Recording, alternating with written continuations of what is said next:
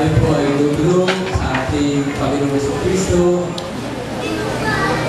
at ating ihandog itong mga itapo at mga natulog mga salapi.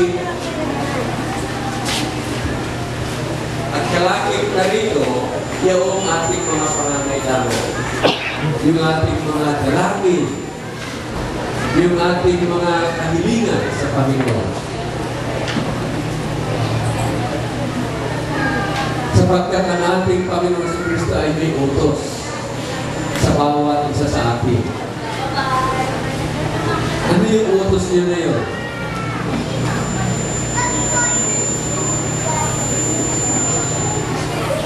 Call unto me. Hindi niya sinabi, please call unto me. Yung kanyang pagkakasabi ay pautos. Call unto me. It's a commandment. And I will answer thee. And I will show you great and mighty things that you have not yet seen.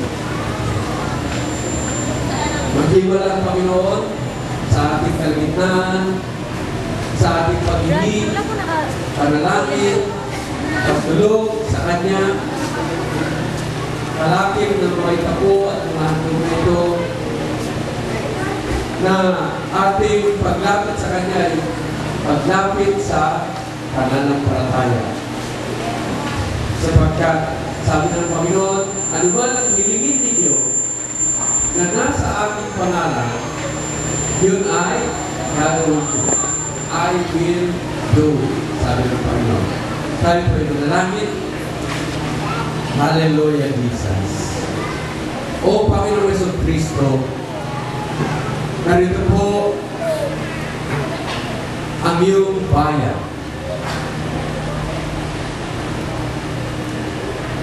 Kami po, Panginoon, ay buong kagalakan, buong kasigasigan. Na ikaw, Panginoon Jesus, ang aming makatagpo sa hapon na ito. At hindi lamang kami,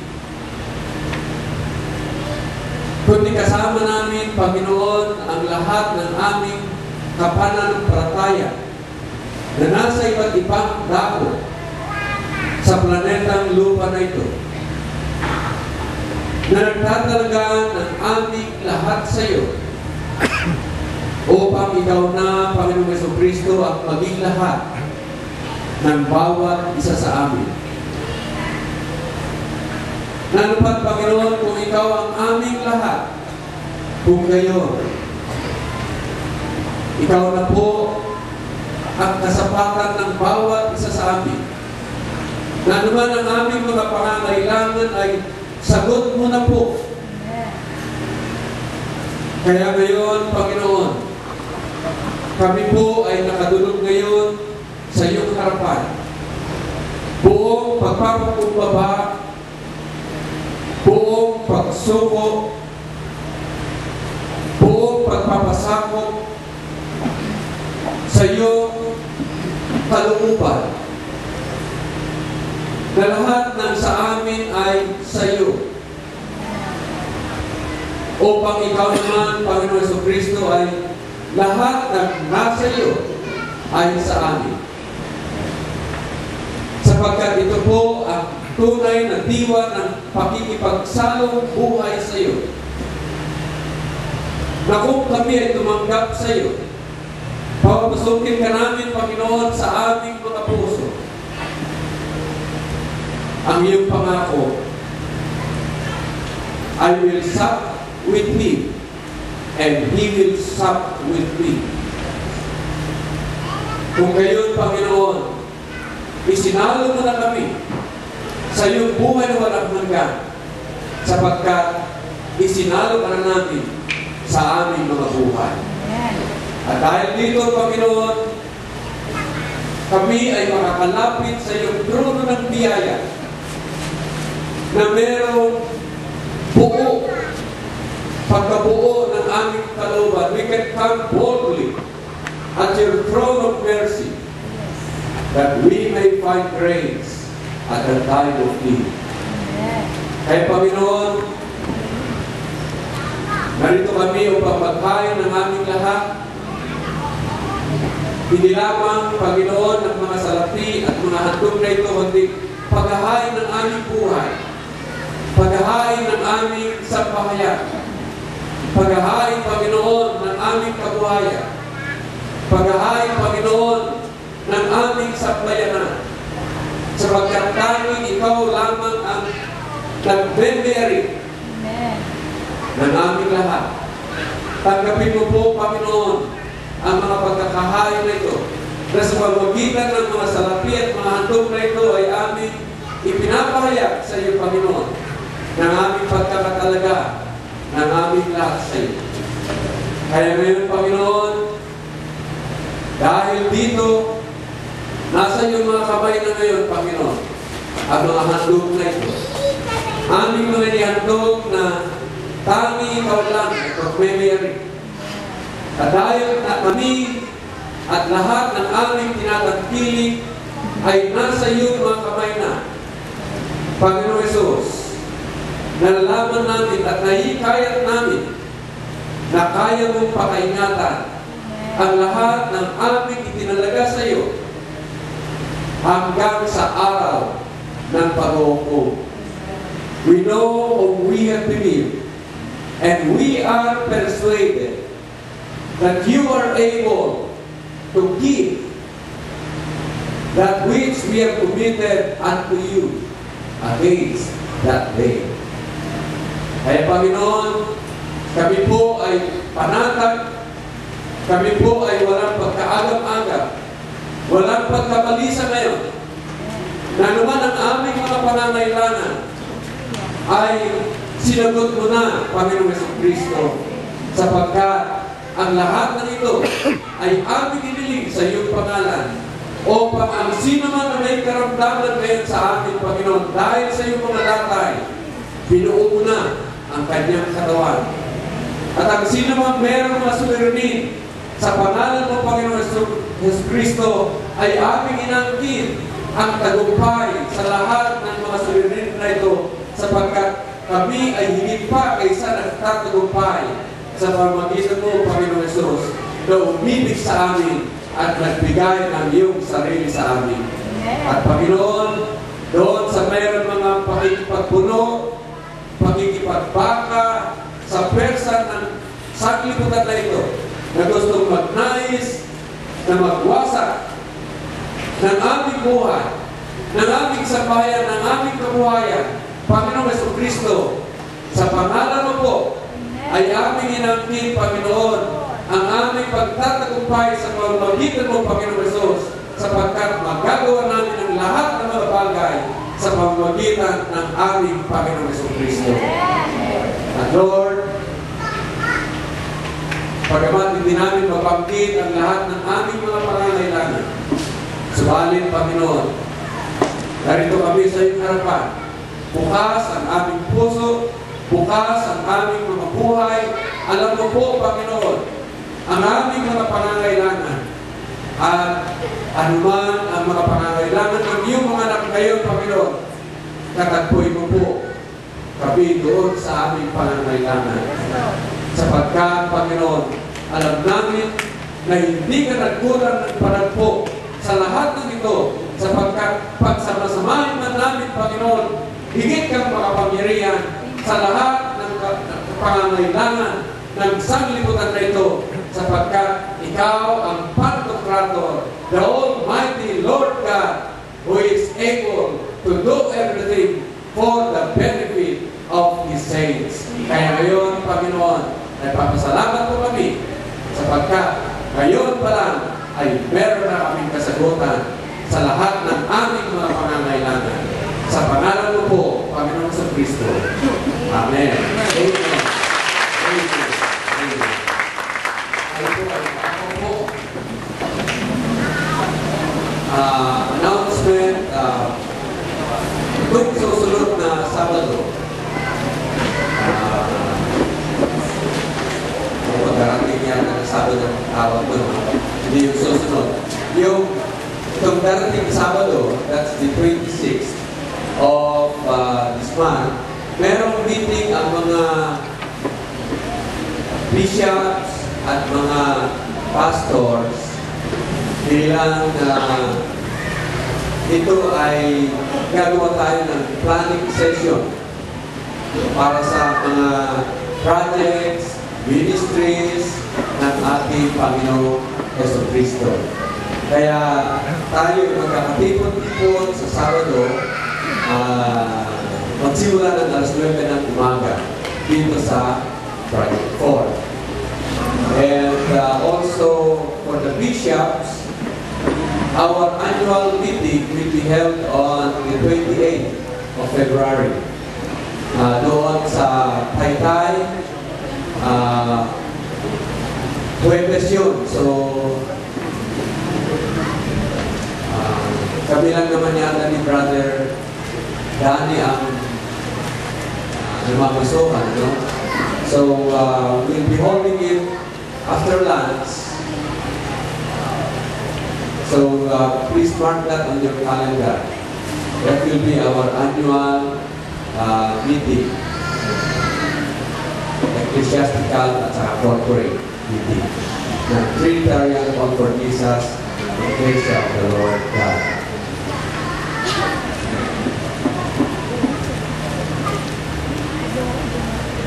Some prayer request din. Help us pray for the finalization of arrangements with lot owners in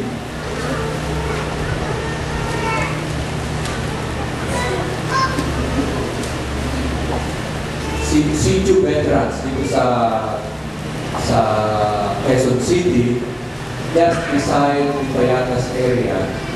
We're trying to procure a lot there, in fact 2 lots. But we're asking the Lord to pave the way for better deals. Nakapag-negotiate na kami, may baba. But I understand there are some openings that is being given by the Lord to give us free acquisition of the land. So, panalangin natin yun na tayo ay pagbukas ng gawain ng Panginoon doon. Very active ang grupo doon na gumagawa o nagkakandak ng Bible studies.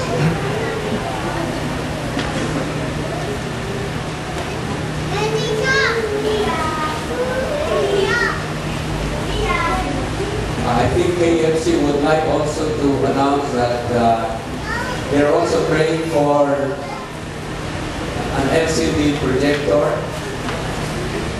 Lahat din ng mga inipo ng Panginoon ay maaaring makibahagi sa gawain na ito. Marami tayong mga projects and we'll announce these projects from time to time. We ask you to help in carrying out the projects of the Lord. Tayo po ay magpagbalikatan sa isa't isa sa pagtataguyod ng gawain ng ating Panginoong Jesucristo.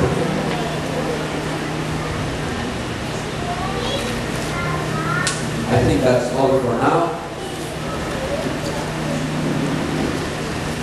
Kung dalan ninyo yung mga Bibles, sino may dalang mga Bibles? Nasa kamay? Praise the Lord. Kalahati. Kalahati.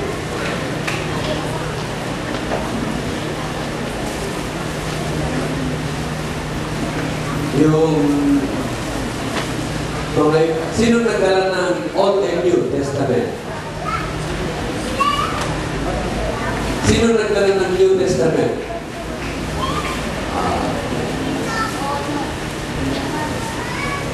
Please open your Bibles with me to the letters to the Hebrews. Liham sa mga Hebreo. sa Jollibee, malapit na rin natapos kami sa aklat ng Hebreo. I think we've been on this for almost a year now. And the Lord willing, hopefully, we'll be able to finish the book of Hebrews. Please open your Bibles with me to chapter 12 of Hebrews, and I'll start reading from verse 25. See that you refuse not him that speaketh. Ito yung Old English. Eh, pag sinabing speaketh, speaks. No? Ito ay nagpapatuloy na action. See that you refuse not him that speaketh, for if they escaped not who refused him that spake or spoke on earth, much more shall not we escape if we turn away from him that speaks from heaven, whose voice then shook the earth. But now he hath promised, saying, Yet once more I shake not the earth only, but also heaven. And this word, yet once more, signifieth the removing of those things that are shaken, as of things that are made, that those things which cannot be shaken may remain. Wherefore, we receiving a kingdom which cannot be moved, let us have grace, whereby we may serve God acceptably, with reverence and godly fear. For our God is a consuming fire.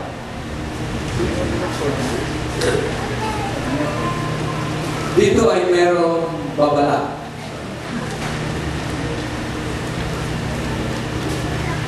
Ang babala dito ay bigyan ng pansin. Bigyan ng atensyon. See. Bigyan ng pansin na huwag niyong tanggihan yaong nangungusap mula sa langit.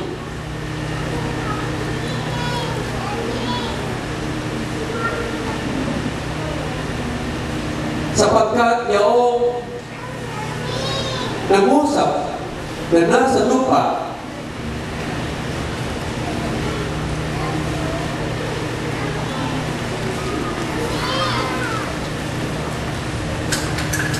ang lahat ng sumuway sa sinabi, yaong nasa lupa na yon, lahat sila ay naparusahan, namatay ng walang awa sa patutuo ng 2 o 3 na saksi, sapagkat sinuway nila o sinuway yaong kautusan na yun.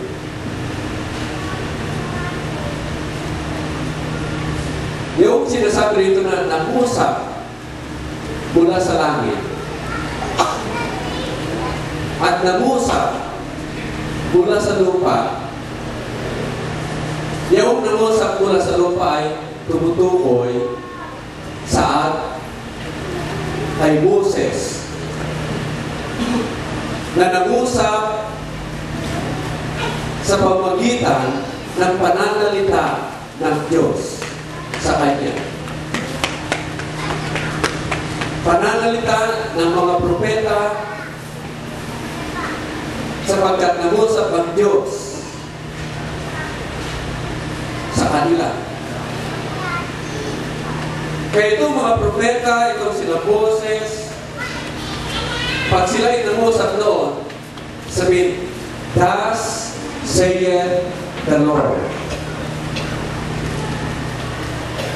Subalit, sinasabi ngayon na itong mga huling araw na ito,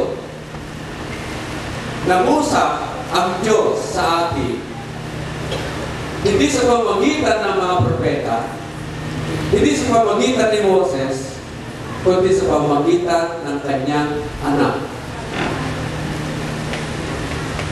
God, who in sundry times and in diverse manners spake in the time past to the fathers through the prophets. But in these last days, sa mga huling araw na ito, ay nangusap sa atin sa pamamagitan ng kanyang anak. Sa mga tuwid, magmula noong inumpisahan ng ating Panginoong Jesucristo, iyong pagpapahayag ng salita ng Diyos. Noong umpisahan niya yung kanyang pagmadlang paglilingkod, public ministry. Yaon na ang simula ng mga huling mga araw. But in these last days, God spoke to us through His Son, Jesus Christ.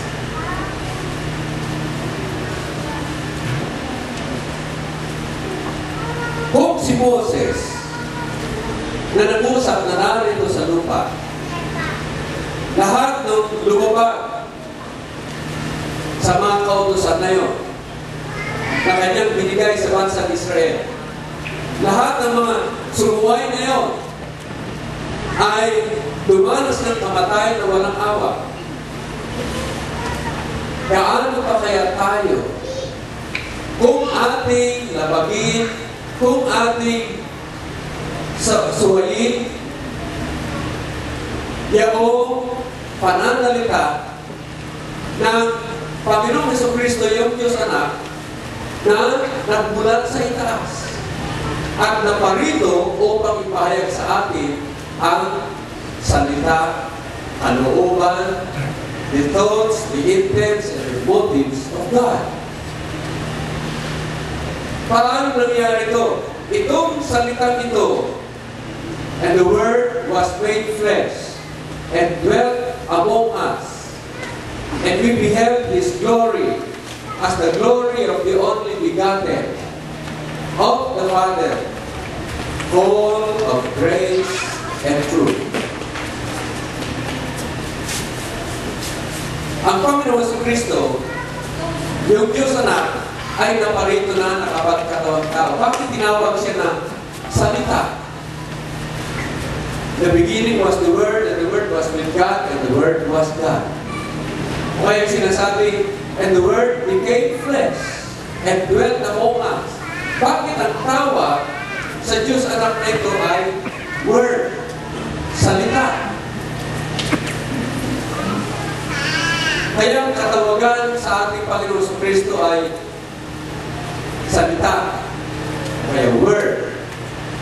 Ay sapagkat ang salita ay kaparaanan ng kapahayagan ng kaisipan, pakay, nais, ng sino man.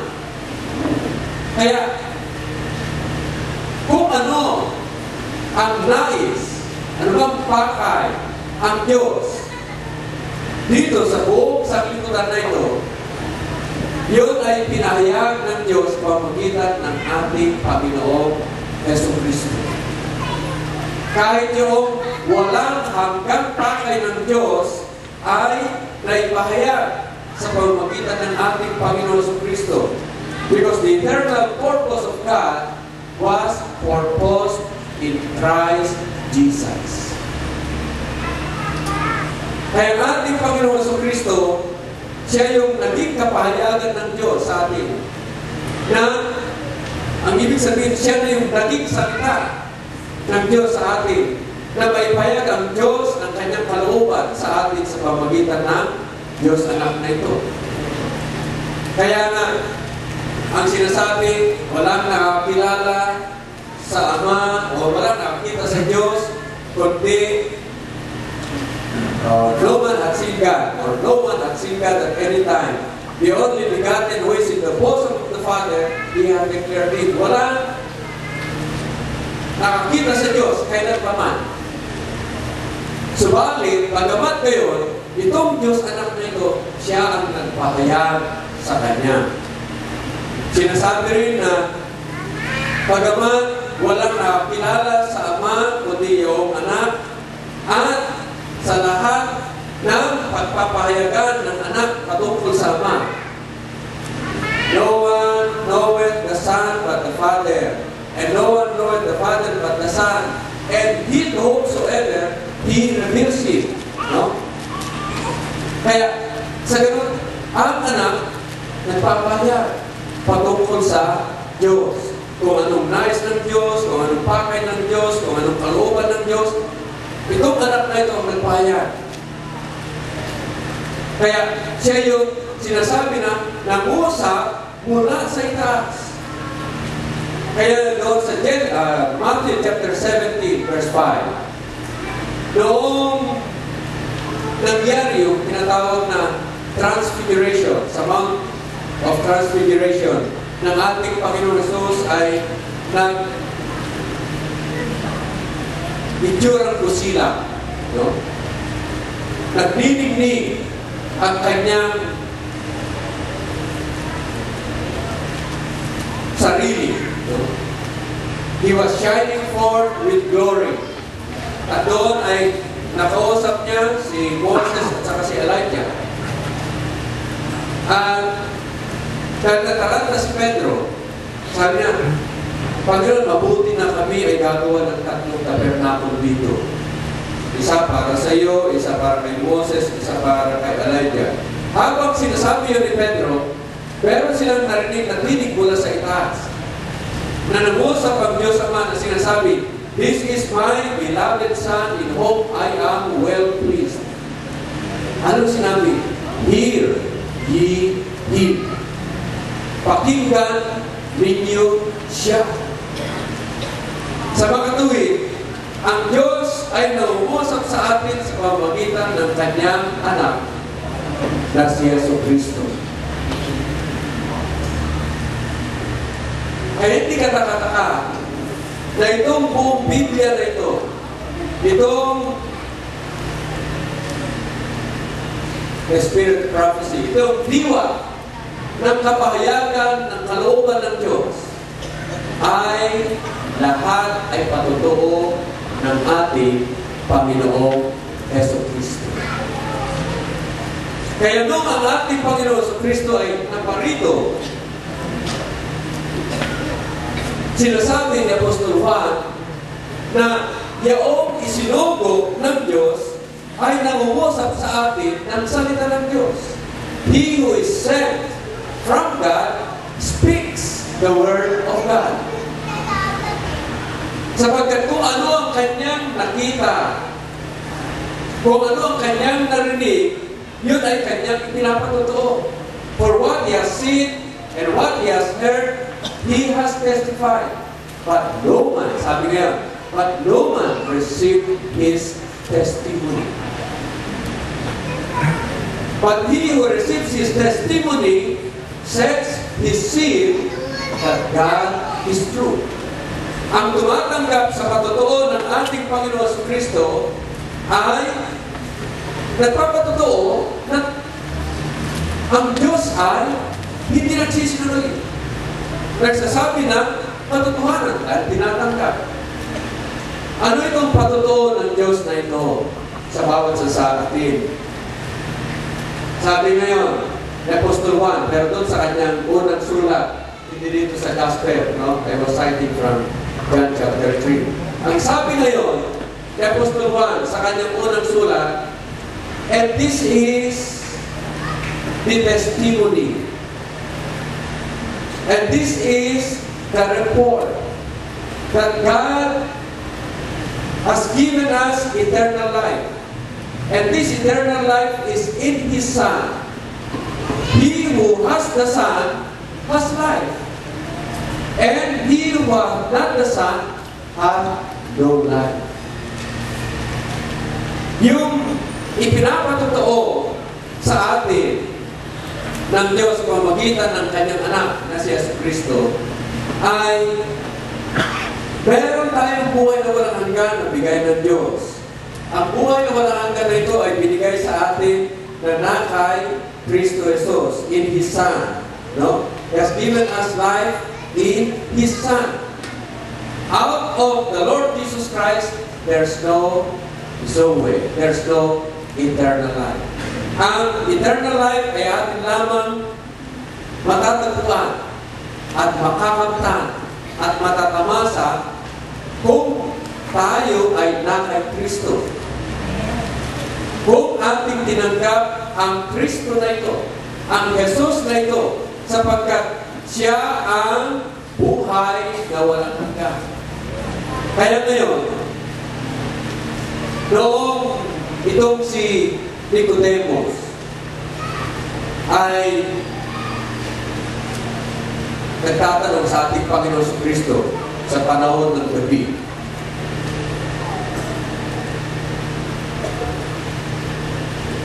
Sapagkat tila merong kakulangan si Nicodemus.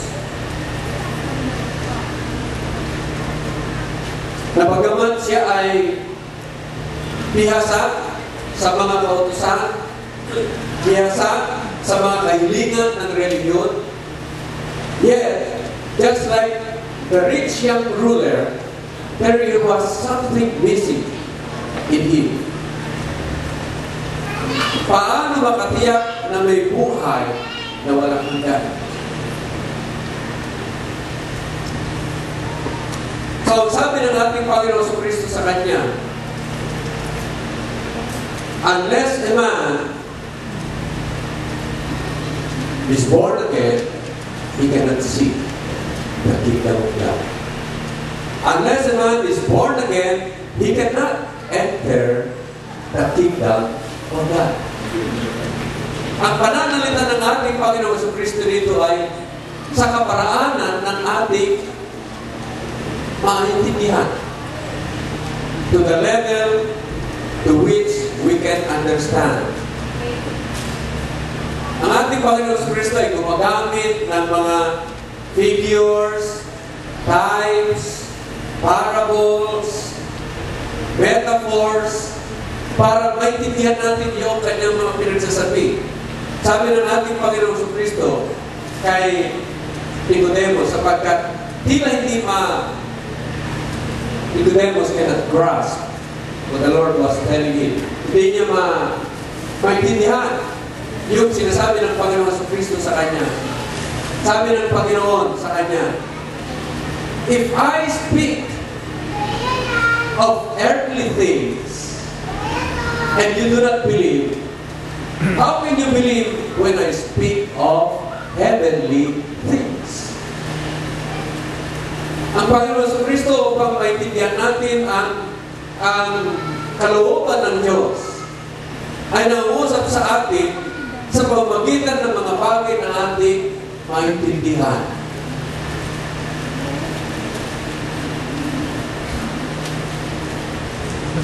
Yung pagkakaroon ng buhay na walang hanggan upang makapasok ka doon sa kaharian ng Diyos ay pinapaliwanag ng Panginoon Kristo kay Nicodemo sa pamamagitan ng kapanganakan muli.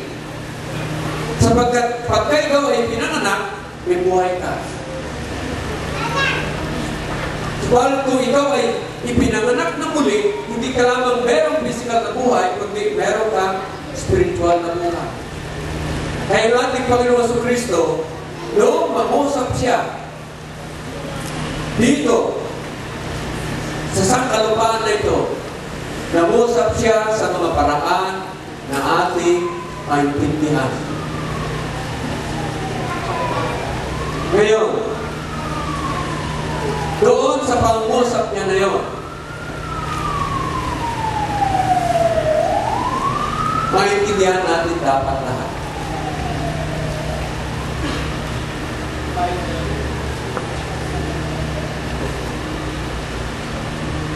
Sapagkat hindi nangusap ang Panginoon sa paraan na mahirap natin maintindihan, kundi sa kaparaanan na ating maintindihan. Subalit, merong mga tao na maaaring hindi maintindihan ang salita ng ating Panginoon Kristo. Halimbawa, doon sa John chapter 8, ang Panginoon Kristo sinasabi, You are not of God because you do not believe my words. He who is of God listens to my words.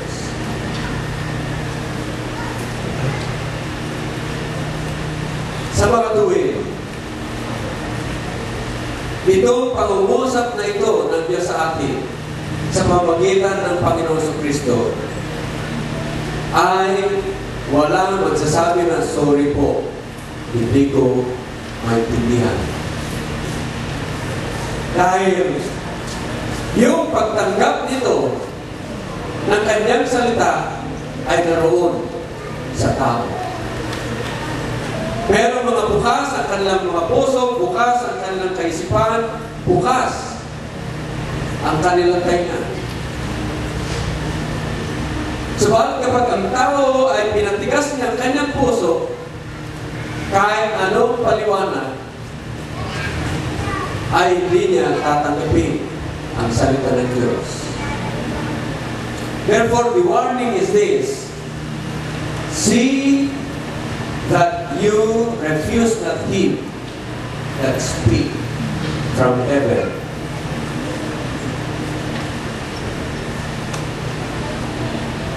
Sapagkat kung ating tinanggihan yung kaligtasan na inialok sa atin ng ating Panginoon Kristo, the gospel that was first spoken by the Lord, if we reject that,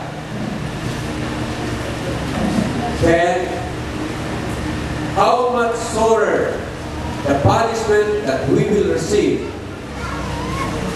because we have rejected Him.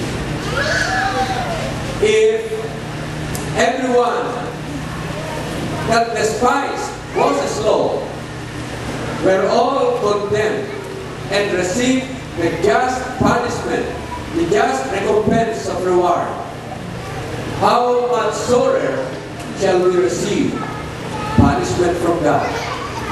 Because He spoke to us through His Son, the Lord Jesus Christ.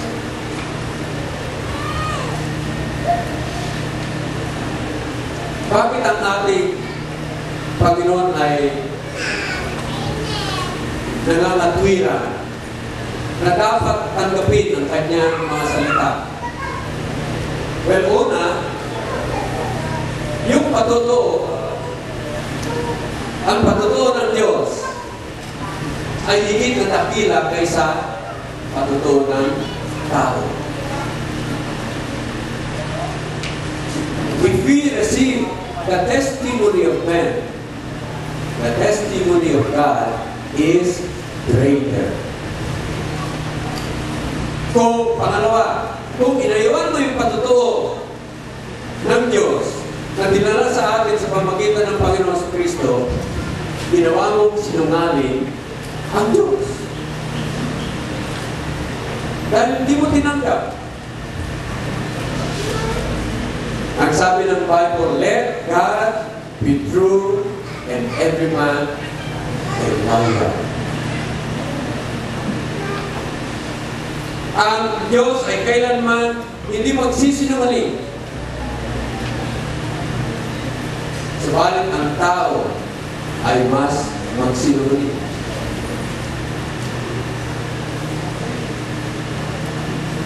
Pangatlo, nakadahilanan bakit nangangatwiran ng Panginoon na tanggapin ang kanyang patutuo.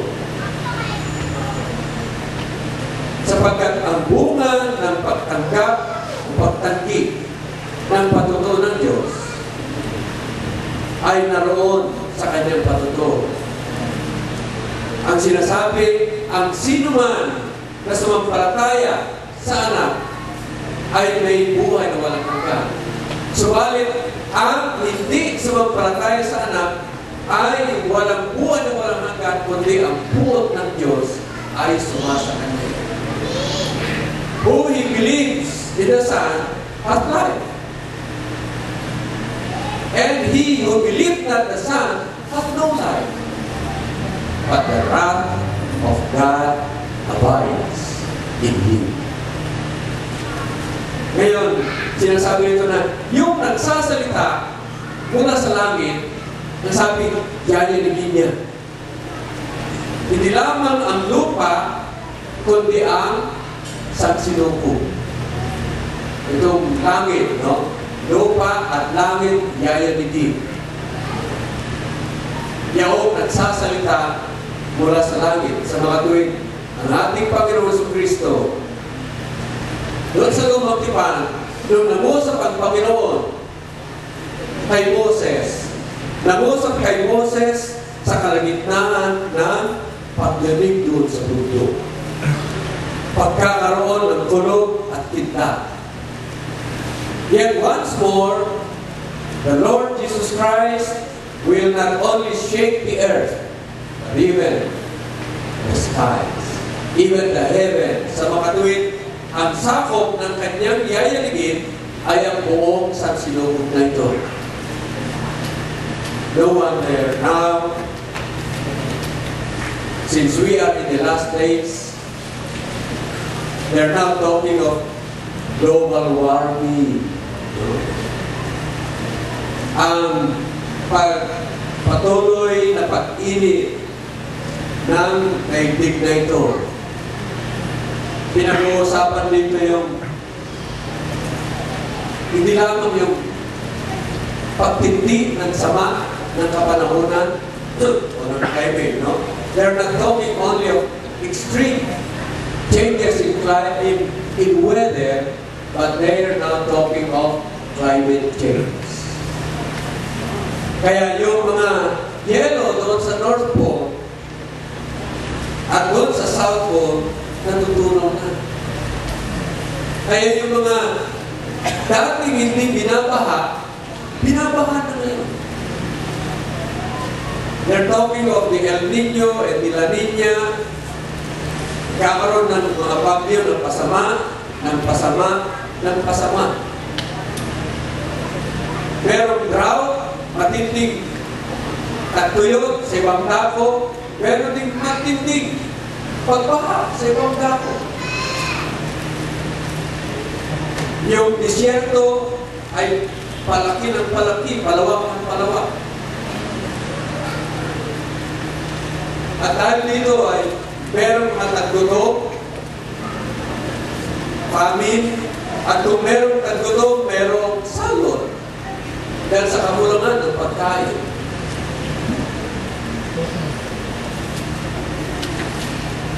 At hindi lang yun. Tila wala ng kapayapaan ngayon. Yung security, there's no peace, there's no security. And not only in terms of public safety, but even economy. Wala nang katatagan. You're no longer secure.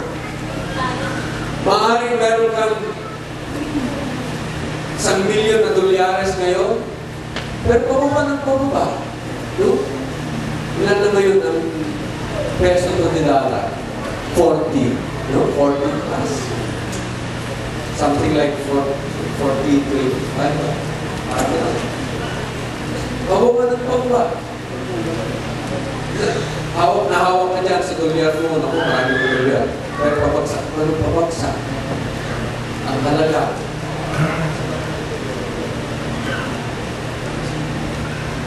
Kaya, ito ngayon, sinasabi, iyayanig ng Panginoon ang sansinukob na ito. Iyayanig niya upang maalaman natin na itong sanglibutan na ito ay hindi mo maaaring panghawakan. Everything is crumbling down. No? Hindi mo panghawakan. Halimbawa,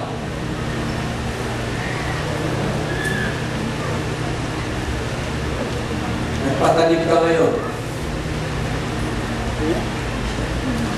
Ang ganda ng tubo. Ang ganda ng yung grade. In about 2-3 weeks, you're about to gather yung palay. Pero dumating ang malaking bagyo. Nilunod lahat yung palay na yun. Nasaan na yun? Ang iyong inasa. Maraming mga bagay-bagay na pangyayari sa ating daigdig na hindi natin hawak. Hindi natin kontrolado. Kaya hindi natin maaaring sabihin, bukas papunta ako sa isang lungsod, ako ay mag-aanap buhay doon, I'll do business. Okay, you know that. Hindi mo malaman yun. Ang dapat na sabihin mo, if the Lord wills, kung yan ay kalooban ng Diyos, gagawin ko ito. Because we cannot control the events of this world.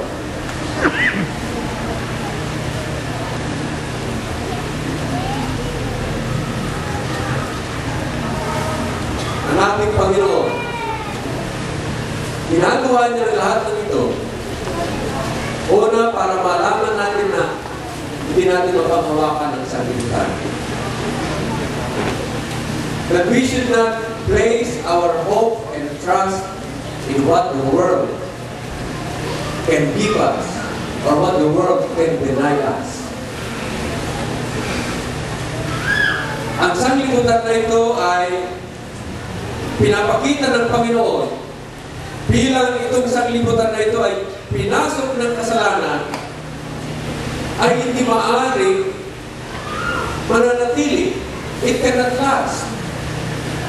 Isa sa katuruan sa Bible, especially here in the book of Hebrews, itong sanglibutan na ito ay mawaparan.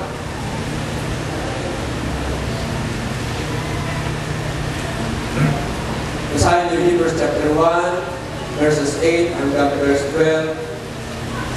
Sinasabi doon, "And thou, O Lord, the beginning has laid the foundation of the world, of the earth, and the heavens are the work of thine hands. Ano sabi? They shall perish, but thou remainest. They shall wax old as a garment, and as a vesture thou shalt fold them up." Ano sabi?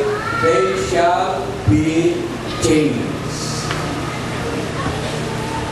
Ang mga itong langit at lupa na ito ay mapapahamak. Ito ay papalitan. Sabi ng ating Panginoong Kristo, ang langit at ang lupa ay mapapara, subalit ang aking salita ay mananatili magpakailanman o hindi mapara.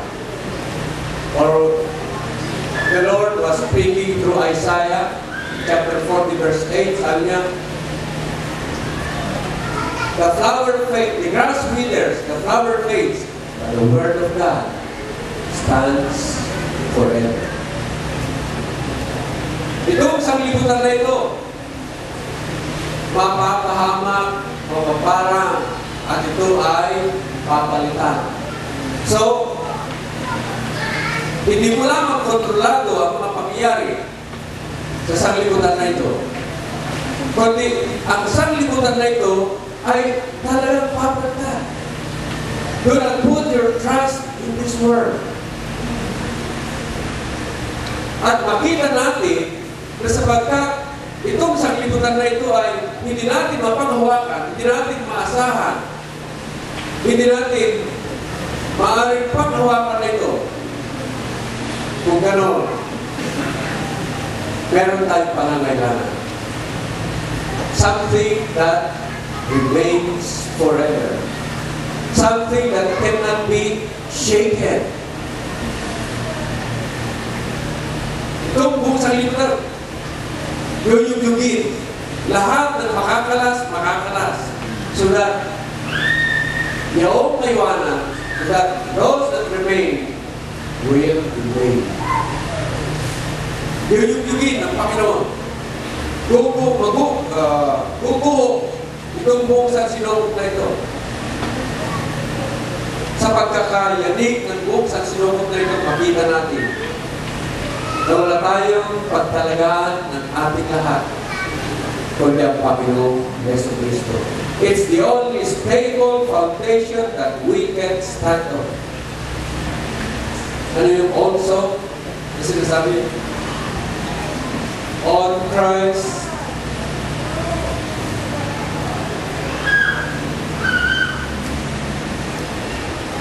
on Christ the solid rock I stand, all other grounds are sinking sand, all other grounds are sinking sand. Siya naman ang ating pundasyon. Do not put your faith in anything else outside of Jesus. Ginagamit ng Panginoon itong mga pangyayari na ito sa huling mga araw upang una, sabi natin kanina, malaman natin na hindi natin maasahan ang sanglibutan. Pangalawa, ang sanglibutan na ito na pinasok ng kasalanan ay hindi maaaring manatili. Dahil itong buong sanglibutan na ito ay pinasok ng kasalanan. And where sin is, there is destruction and death. For by one man sin entered into the world, and death by sin. And death passed upon all men, for all have sinned. Ito pong sanglibutan na ito ay nasandak sa kasalanan. Kaya hindi maaari ito na manatili. For sin is self-defeating. Subukan mo kontrahin yung 10 utos. Tignan mo kung saan ka pupulutin. Halimbawa, sabi, huwag kang pumatay, thou shalt not kill. Subukan mo ngayon sa uli. Paglabas mo ngayon yan sa kalsada, lahat ng makasalubong mo pagpapatayin mo, tignan mo kung saan ka abutin.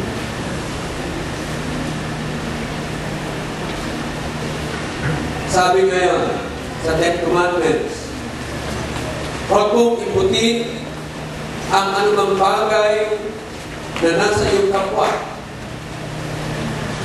Halimbawa, huwag mong iputin ang kanyang bahay, huwag mong iputin ang kanyang asawa, huwag mong iputin ang kanyang servant ng laki, servant ng babae, and so on and so forth. Pumunta ka ngayon sa labas. Lahat na nakita mo ng pagkaangkin, yung mga tao niya, pagkagawin mo, tignan mo kung saan ka pupulutin. Tignan mo saan ka pupulutin. Sin is self-defeating. Kaya ito kung sanglibutan na ito, na nasadlak sa kasalanan, ito ay mapapara. It has to perish. Kaya ngayon, dahil mapapahamak ang sanglibutan na ito, mapagwari-wari natin na bago dumating ang Panginoong Jesucristo, makabitaw tayo sa sanglibutan at makapagtalaga tayo ng kanyang lahat, ng ating lahat sa kanya. Before His second coming, we should be able to decide if we are all for Jesus or we are all for nothing. Sapagkat kung wala ka kay Jesus, ikaw ay sasapulan. Maaaring sabi ng mga iba, kailan ba yung pagdating niya? Bakit hindi niya nalalaman? Dahil yung sinasabi niya, verse Matthew chapter 24, verse 36, up to the following verses. Sinasabi niya doon, walang nakakalam. Hindi ang tao, hindi ang manghel, ang pagdating ng anak ng tao, kundi Yaong Ama. Yan bang Jesus na yan na darating? Paano naging kapahayagan yan ng Diyos? Di pala niya alam kung kailan siya darating. Nakakaalam pala, Diyos ang alam pala. Kung ganito pananalita ay sapagkat hindi nila nadidistinguish yung pagkakaiba nung tinranslate na salita sa English na knowing. Sapagkat merong dalawang salita sa Griego na i-translate sa knowing, no? Ang isa, knowing, yun ay mula sa salita na gnosis. May pagkabatid, may pagkaalam sa kanyang kaisipan. Subalit, merong isang pagkaalam din na i-translate mula sa salitang huida sa Griego. Ang kahulugan niyon ay alam sapagkat meron siyang bahagi sa pagpapasya patungkol sa bagay na yun. Let me illustrate. Halimbawa, itong drums na ito, drums ng Church ng Project 4. Meron papunta rito, sasabihin, halimbawa, tinanong si Brother Eric, pwede ba namin mahiram yan? Ang namamahala ng mga bagay-bagay dito sa church ay si Bishop June. Ang pinagtanungan ay si Brother Eric. Ngayon, sagot ni Brother Eric ay hindi ko alam yan. Hindi ko alam yan. Nang kahulugan ng kanyang sinasabi na yun, na hindi ko alam, ay dahil hindi siya merong kapasyahan kung maghiram ang drums na ito o hindi. Sa mga tuwid, yung uwita, yung knowing doon na ginamit, pagkaka-translate doon na no one knoweth, but no one knoweth, no not the angels, but my Father only, the coming of the Son of Man. Yung sinasabi doon ng Panginoon sa Kristo, no, ay uwida. Ang punto ng Panginoon doon, ang may kapasyahan patungkol sa kanyang pagbabalik muli ay kapasyahan ng Diyos Ama. Subalit, alam ng Panginoon sa Kristo kung ano yaong pinasya ng Diyos Ama patungkol sa panahon ng kanyang pagbabalik. No? Okay, I digress a little bit there. But the point is, ang Panginoon, binuyog niya. Magbubuhunan itong sa sinubok na ito. In these last days, ginagamit ito ng Panginoon para malaman natin itong buong sanglibutan na ito ay hindi natin maasahan. Pangalawa, itong buong sanglibutan na ito na nasadlak sa kasalanan ay hindi maaaring magpatuloy. Sapagkat ang kasalanan ay sumisira. Kaya kung ikaw ay nabubuhay sa kasalanan at ayaw masira ang iyong buhay, malis ka dyan. Malis ka dyan. Malis ka sa kasalanan dahil ang kasalanan ay nagtira, nagwawasak. Pangatlo na dapat malaman natin bakit ginagamit ng Panginoon itong pagyuyug-yug na ito para bago siya dumating ay may talaga natin ang ating lahat sa Kanya.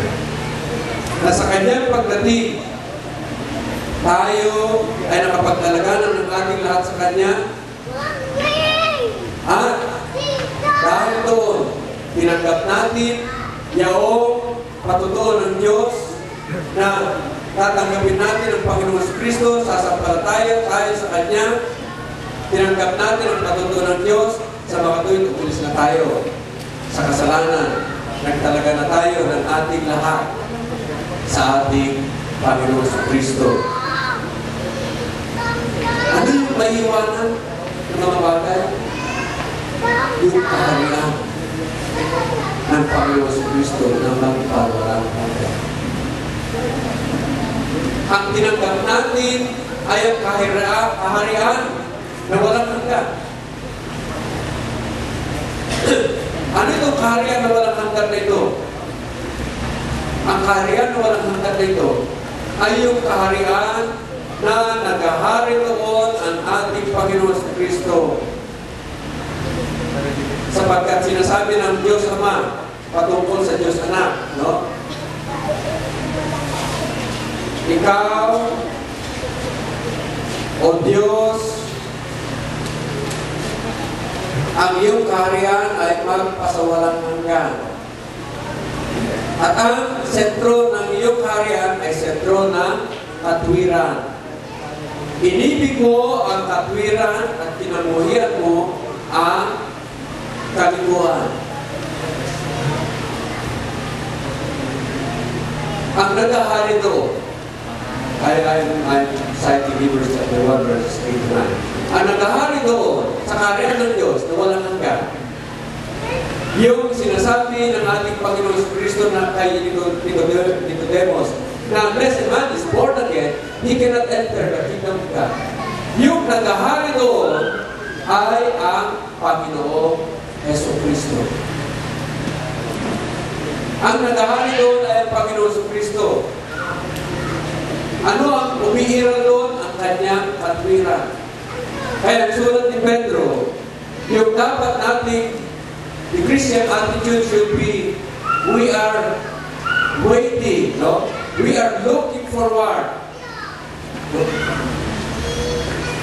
Ang ating inaantay, ang ating inaasahan ay ang pagdating ng bagong langit at bagong lupa na doon ay nananaman ang katwiran. Ang katwiran ng Diyos ang nananaman doon sa kaharian ng Diyos na ito na dapat nating matirhan.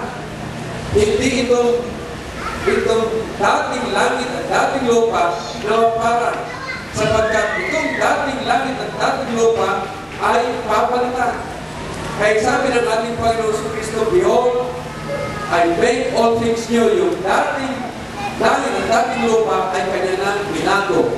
Pinalitan niya ng bagong langit at bagong lupa doon sa Revelation chapter 21 verse 5. Pagdating ng panahon na yun, mapaparang na itong dating langit at dating lupa. Papalitan ng Panginoon ng bagong langit at bagong lupa. At tayo na nanahan sa kaharian ng Diyos sapagkat tayo ay pinanganak na muli, sapagkat tinanggap natin ang Panginoon Kristo sa ating mga buhay. Tinanggap natin ang patotoo ng Diyos na ang buhay na walang hanggan ay nasa anak sa mga tuwid ng Panginoon Kristo. That's why it's necessary to receive the Lord Jesus Christ. Then we belong to the kingdom of God. But you need to be born again so that you can enter the kingdom of God. Ito yung magpapatuloy. No? Ito yung magpapatuloy. Yayanigin lahat. Subalit, ito ang kaharian ng Diyos na doon ay nanahan ang katwiran ng Diyos. Kung gano'n, tayo bilang mga anak ng Diyos ay mabubuhay sa katwiran ng ating Panginoong Jesucristo. Hindi tayo mabubuhay sa kalikuan ng sanglibutan, kundi tayo mabubuhay sa katwiran ng Panginoong Jesucristo. Hindi tayo mabubuhay sa kasinungalingan ng sanglibutan, mabubuhay tayo sa katotohanan ng Panginoong Jesucristo. At dito, sinasabi na kahit mayanig ang buong sanglibutan na ito, kung hindi ka nakahawak sa sanglibutan at nakahawak ka sa Panginoong Jesucristo, hindi ka mayayanig. That's why one of the advice of Paul, Apostle Paul, is that we lay hold on eternal life.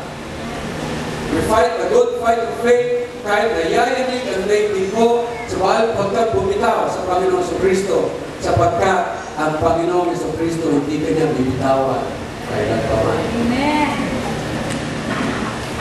Maaaring yung ating mga daigdig lumuho dahil sa kasalanan. Maaaring ang ating mga buhay ay winasak ng kasalanan. Subalit, kung yung buhay mo na yan, kung ang daigdig mo na yan, ay itinasako mo sa kaharian ng Diyos, na doon ay umiiral ang katwiran ng Diyos, kahit mayanig ka man. Yaon, nagbubuho, na buhay mo, bubuho, na negosyo mo, bubuho, na kalusugan mo, bubuho, na sambayan mo, kaya ng Panginoon buhay. Kaya ng Panginoon na palitan. Sapagkat yung mga gumuguho ay pinapalitan ng Panginoon ng buo at bago. Ang gagawin mo lamang ay surrender mo ang lahat sa Kanya. Ang kasalanan, naninira. Malis ka dyan. Bigay mo yung lahat kay Jesus. Kasalanan, pag gumuguho yan. Pero bigay mo lahat sa Panginoon Kristo. Kasako mo ang iyong lahat sa Kanyang kaharian at Kanyang katwiran. Alam sabi, at ang lahat ng ito ay pawang ilalagay sa inyo.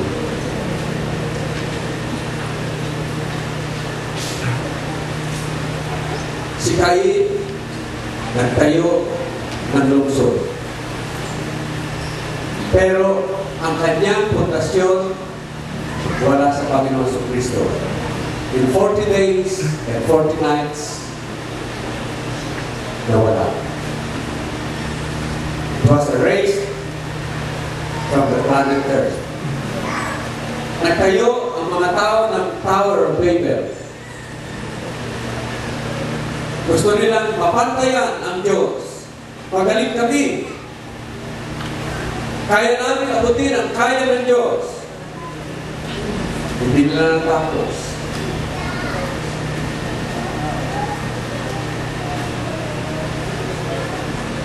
Nagkaroon ng 4 na malalaki na mga empires. The Babylonian Empire, the Grecian Empire, the Persian Empire, the Grecian Empire, and the Roman Empire. Lahat yan, lumubo. Sinubukan ni Napoleon magtayo ng imperyo, lumubo rin. Sinubukan nila Stalin, nila Lenin, lumubo rin. Sinubukan nila Hitler, nila Mussolini, lumubo rin. Nasaan na lahat ang mga yan. Yung pinakamalakas na bansa, pinakamayaman na bansa, ngayon gumuguho na rin yung kanilang ekonomiya.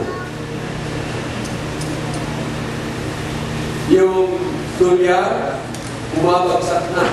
Bumabagsak. Now they're talking of the possibility of a recession. Di ba naman depression? They're talking the possibility of a recession in the United States. Tayo apektado doon. Tayo apektado doon. Sabi ng mga economists, almost 85% of our economy runs on the consumption of goods purchased by dollars being sent in by the overseas workers.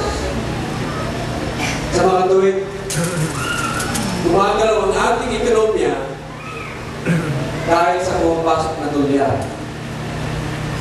galing sa abroad. Sabi nila, 65% ng mga dolyar na pumapasok galing sa Estados Unidos. Kaya pag bumagsak ang Estados Unidos, apektado ang ating ekonomiya. Merong problema problema. Apparently, those who are receiving dollars from abroad, they kept on buying, buying, buying, buying, buying, buying. Ang dami na lang naging commitment. Kapag bumagsak ang pasok ng dulya, yung kanilang mga commitment ngayon, hindi na nila mabayaran. Isang nabasa ko merong isang bumili ng kanyang asawa, overseas worker, bumili ng mga lupa, patay ng mga bahay ngayon, hindi na nila mabayaran. Dahil pababa ng pababa, yung pumapasok na halaga ng pera na pinapadala ng kanyang asawa. Apektado tayo lahat. Inugo, niyayanig ng Panginoon sa Kristo. Even the best economy, even the richest economy. The U.S. has the greatest gross domestic product of all the world. Pero, it's crumbling down. It's crumbling down. Apektado tayo doon. Para may pakita ng Panginoon na anuman ang itayo ng tao na hindi nakapundasyon sa Kanya. Tutupayan. Ang ating bansa, may Maria, pero walang Jesus. Ano ba yung napanood ko sa TV? Merong healing priest daw sa Batangas. Sa Batangas ba yun?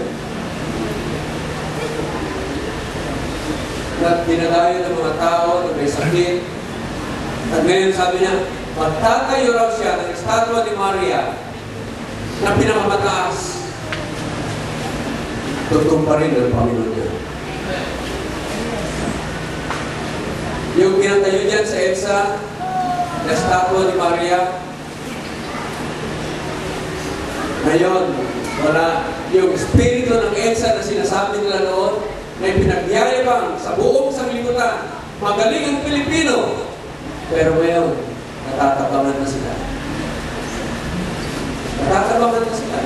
Na kahit yung mga nagbartya noon, yan sa EDSA, ayaw na nilang dumano. Sapagkat, puro broken dreams. Yung inaasahan nila na magaling ang Pilipino. Ipinapagayway sa buong sanglibutan. Nakita nila, hanggang ngayon, magaling pa rin sa Kurako. Nakakaya sa buong sanglibutan. We have been claiming to be the only Christian nation in the Far East. But what a shame. Ang napapaya ang ating Panginoon sa Kristo. Christian nation, number 1 sa pangurakot sa Southeast Asia.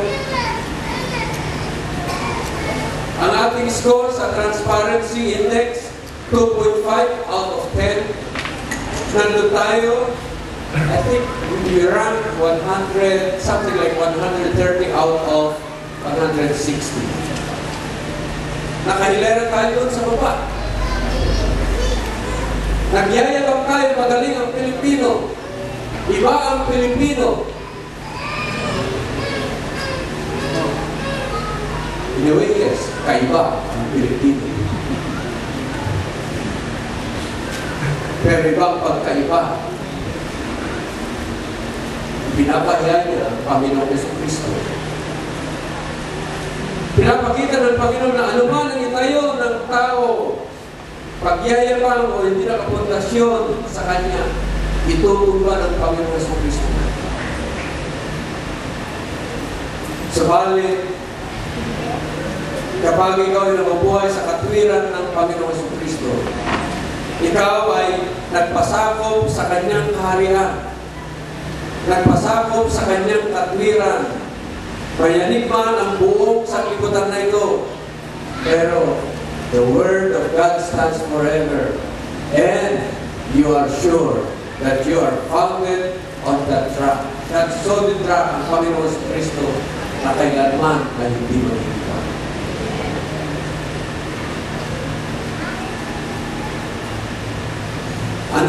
iba na sa iyo? Ano yung tumuho na sa buhay? Ano ang tila hindi na maayos sa buhay? Merong solusyon yan. At tanging solusyon ay ang ating Panginoon sa Kristo. Malis ka sa kasalanan, talaga mo yung lahat sa Kanya, may panganak ka muli sapagkat tinanggap mo si Jesus sa iyong buhay.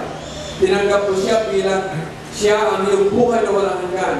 Siya ang iyong lahat. At ikaw ngayon ang nagpasakop sa Kanyang kaharian. Na kung iyong hinahanap muna ang Kanyang kaharian at ang Kanyang katwiran, ang lahat ng bumuho sa iyo, ang lahat ng nawala sa iyo, ay sasabihin at ang lahat ng mga ito ay pawang idaragdag sa iyo. Seek ye first the kingdom of God and His righteousness, and all these things shall be added unto you. Tinalaga mo na ba ang iyong lahat sa Panginoon sa Kristo? Amen. Kung gano'n, tayo po lahat ay tumayo at tayo magtalaga. I-hope mo na hindi pa tumanggap sa Panginoon sa Kristo, ito na yung panahon na yung pagtatalaga sa Kanya. Hindi bukas, hindi mamaya. Because the coming of the Lord Jesus Christ, no one ever knows. No one ever knows. You don't know. So, ang sabi sa Bible, watch and be ready. For the Lord cometh in an hour that you know. Tayo na namin. Hallelujah, Jesus. Panginoon, alam namin sa pamamagitan ng iyong mga salita na ang sanglibutan na ito ay hindi namin mapakawakan. Hindi namin maasahan sapagkat itong sanglibutan na ito ay paluma ng paluma, pasira ng pasira. Kaya Panginoon, sa iyo kami nakahawa. Ikaw, Panginoon, ay hindi nagbabago. You are the same yesterday, today, and forever. And your faithfulness is unto eternity. Your mercies endure forever. Kaya Panginoon, sa iyo lamang kami nagkakaroon ng katiyakan. Katiyakan ng kaligtasan. Sapagkat ang buong sanglibutan na ito ay guguho. Kaya Panginoon, sa iyo ang aming pagsampalataya, sa iyo ang aming pag-asa, sa iyo ang aming pag-ibig. At sa iyo kami manghahawakan magpakailanman. That in fighting the good fight of faith, we lay hold of eternal life. And that's you, Lord Jesus Christ. Hindi kami bibitaw sa iyo, Panginoon, na bagaman mayayanig ang sanglibutan na ito, itatalaga pa rin namin ang aming lahat sa iyo. At Panginoon, kung ano man ang aming pinagkatiwala naman sa iyo, kaya mo kami pakaingatan hanggang sa araw ng pag-uukot. So that, Lord, when you come, you will say unto each and every one of us, well done, my good and faithful